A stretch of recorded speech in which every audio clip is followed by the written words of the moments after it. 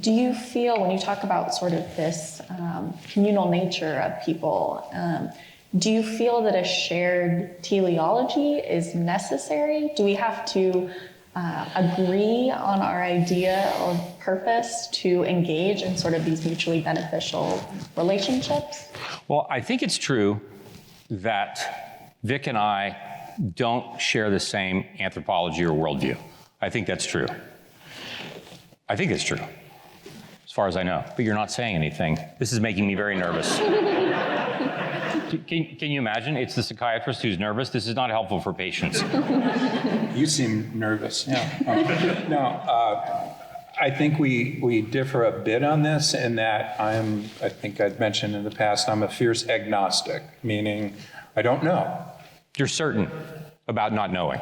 I'm absolutely certain I don't know. Well, it's funny because Socrates said, I know that I don't know. Yeah. There's one thing I know, and that's that I don't know. Right. Thomas Huxley came up with this word, agnostic, basically saying, I don't know. Doesn't mean you're an atheist at all. Right. I'm a fierce fence sitter. Right. I am but that does, a lot of people want to push me into the atheist side, which I think in and of itself, quite honestly, my opinion, is a belief. It's a belief that God does not exist. I don't know. We could be in a simulation. We could have, where there is somebody who is kind of pulling a lot of strings and putting us in a big board game, and one might actually call them God in a way, really. Right. Or I just simply don't know. I think I'm a little tiny ant in a gigantic football field, playing Ohio State, and we're running down the field, stomping on this team. And I'm just going, I don't know what's going on. This is in your dream, right? It is. It's a fantasy. Well, and so I would say, I think that I also feel like an ant at time, except that I believe that I'm loved. Yeah. So, and so like the Bible never really talks about what I know. Uh-huh. It talks about, do I believe that I'm loved? And so in the 45-minute call we had back a couple months ago in our lovely dinner, in that short of time, I love being in the room with you. Thank you. And I have enjoyed sharing your company. Yeah. And so I think that now the question about whether or not we what we know is true, it's kind of like asking the question, do I know that the cars are going to stay on that side of the road? Mm-hmm. I really only know that after they've gone by me. Yeah. Like, I don't know this for sure. Mm-hmm. I'm trusting this. Mm-hmm. And the Bible talks an awful lot about trusting things as opposed to knowing things in the way that Newtonian physics might have taught us to think that we can know in that way. And so I would say that there are plenty of ways in which fundamentally we might have different responses to the question of, do you live as if Jesus was raised from the dead?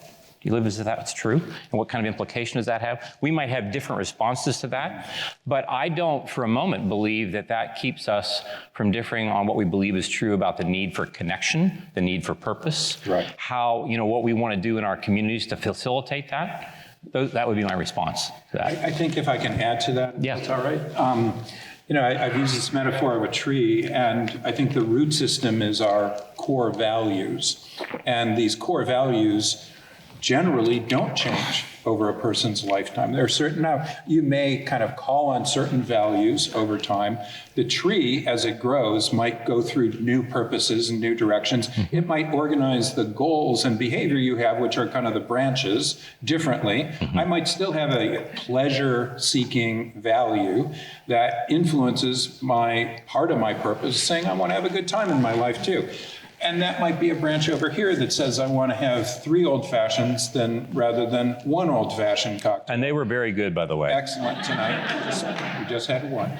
And if you start going down that branch, though, then you might end up with 3 old fashions. And then after that, you might get in an argument with your spouse or your family or whatever happens. Whereas if you start on a different branch, you might be better off. And so these purposes, I believe, help you start connecting with the right kind of goals you have, these branches, which over time, it's really hard to get to that part of the tree if you're on this branch. Right. But very importantly, I think where we really do connect, under that root system is a reservoir. And that reservoir of nourishment and water is something that we're all sharing. And we could call that water culture. I might call it culture. We could also call it religion, which is certainly inextricably linked with culture. It teaches us our core values. Friedrich Nietzsche, in 1800s, wrote, "Thus spoke Zarathustra." Basically, he said God is dead and we have killed him, an important statement. But he was basically saying the Industrial Revolution is killing God. What you're kind of also saying, in the last 500 years, we've seen, this, we're the center of the universe. Suddenly we're part of, 1 billion stars in this system. And there's, 100 billion actually, and 100 billion systems, et cetera. I mean, we're tiny. And that's what he's kind of implying. And he said the hardest thing is to say maybe there isn't a God. Maybe we have to create our own values. Maybe we have to throw out. We have to be, he said in the beginning of Thus Spoke Zarathustra, we're like camels, and the camel says, load everything on me. Load all the sorrows of the world, the joys of the world. In other words, educate me completely. The camel then metamorphosizes into a lion. The lion goes into the wilderness, sees this dragon that on every scale has 2 words, thou shalt. In other words, what everybody is telling you should be believing. And he included religion in that. He included communities. He included the government. He included everybody else. And the lion slays the dragon. Says, no, I am my own self. And then one last metamorphosizing into, anyone know? A child. If you ever saw 2001 Space Odyssey, if you haven't, I'd highly recommend it. I know none of you even know what that movie is, probably, if you're under 30. But at the very end is this star child coming out, and guess what they're playing? Thus Spoke Zarathustra by Strauss. Right. Dun, dun, dun, dun, dun, boom, boom, boom. And the whole idea, though, is that you are becoming a person fresh. Now, I actually have written about this, and I don't think you can. I think this reservoir under us, under our core values, is incredibly important.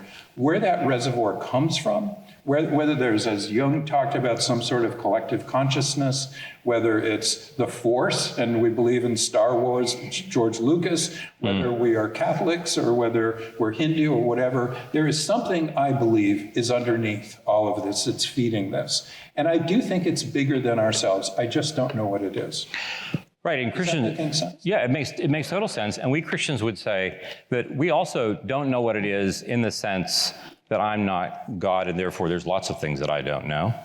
But I do know. I think the other thing that if you really do want to take Nietzsche seriously, Nietzsche now lives. Right, he lives in our world, right? He's in Ukraine and he's in Gaza, and he was in World War II, and all the things. This is what we get. But I wouldn't say that. I'm hearing you, but I wouldn't associate Nietzsche with all the bad things in the world. Personally, I actually think Nietzsche was an optimist about the future of humanity, and in fact, it turned into the modern existentialist movement, where people said, maybe God exists, maybe it doesn't, but we have to make our own lives and our own cultures and our own society without necessarily a belief in a God. Right, which is what the people who built the Tower of Babel said as well. We're going to build, we are going to become something. And that's a story. It is a story, and I'm just looking around at our attempts to do this, and I'm like, I look at my own life, and I look at my own capacity at being able to love people, and I'm not very good at it. And this is where I would say that what I long for is a rescuer. And this is where, when people say, well, do you believe in God? I say, I don't know that that's even a helpful place for me to start this conversation. I know that I believe in Jesus because I need a rescuer. Because I look around not just at the world, I look at my own life. I look at the lives that walk into my office, and I'm aware of how desperately we need the presence of other people who are willing to stay the course with us, no matter how bad we become. So other people, right. I'm with you 100%. Yeah. It's the Jesus part or the God part. I'm going, I don't know. Right. And it's okay that you don't. And I don't know either in the way that you're talking about knowing. I'm just simply saying that I trust that that's the case, and that's made all the difference. As it has for, lots of other folks. Absolutely. Yeah. I'm not anti-Christian or anti-religious. Yeah. It's funny, people who are more religious do have better health behaviors.